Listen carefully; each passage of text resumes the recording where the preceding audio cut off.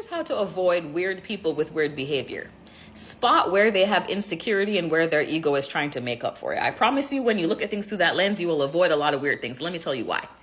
When we have wounds or we have trauma that leaves us feeling vulnerable or ashamed or not enough in some area, the ego's job is to self-correct, right? So the ego is going to go into overdrive in whatever area that is to make us fill that hole or feel like we have value. Let me give you some examples. You ever heard that thing about quiet wealth versus like loud, flashy wealth? Do you know what the difference is?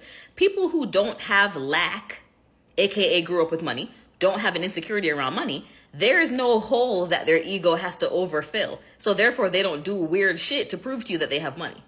The people that do that have an insecurity around money. It means they either didn't grow up with it, they had it and they lost it. Something happened that created a hole inside of them, a wound, something that tells them that that part of them has low value. So their ego is simply trying to self-correct. So this is why they flex and want to show you everything they have to prove they have value in this area. You know where else this applies? You ever met people who are very attractive and they're cool about it? Is because they've been attractive their whole life. They were affirmed, they were validated as children probably, and they don't have an insecure hole, so they don't have to do that much about it, right? People who don't have those things have to convince you they're a bad bee. I'm him, I'm her. The reason they're doing all of that behavior is because they feel a hole, they feel ashamed, they feel insecurity. So once again, the ego has to go over the top to try to convince the rest of us, right, that you're that. My favorite area where this shows up is, and I tell people this all the time, this is the trick on how you avoid bad sex and bad intimacy.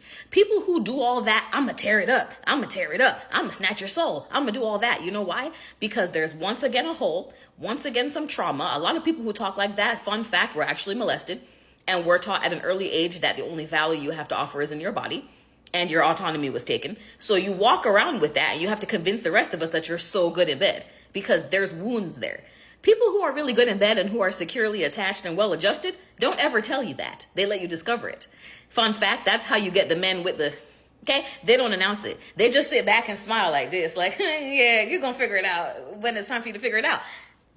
Because they don't have an insecurity. They don't have to try to sell the goods. In general, this is a thing. Think about it. Think about when you walk into a luxury goods store, they're going to ask you one time if you need help. Because when a thing has value, I don't have to try to sell it to you. Think about the people on Canal Street that sell you the fake Louis bags. Come and buy, hurry up and buy. You got to get it. You got to buy. It's the best. Why are you trying to convince me so hard? Because you know it's fake and you know it has no value. So when you see people trying to overly sell you something, it means there's something in there that's broken. Okay? People who aren't doing that are secure in what they have. I want for you to be one of those people that's secure in what you have. So when you find yourself overly bragging about something, or trying to overly convince us that you're proficient in an area, I want you to go into your journal because that might be an area in which you have some insecurity that deserves attention and work so that you don't act weird either. Just saying, Auntie loves you.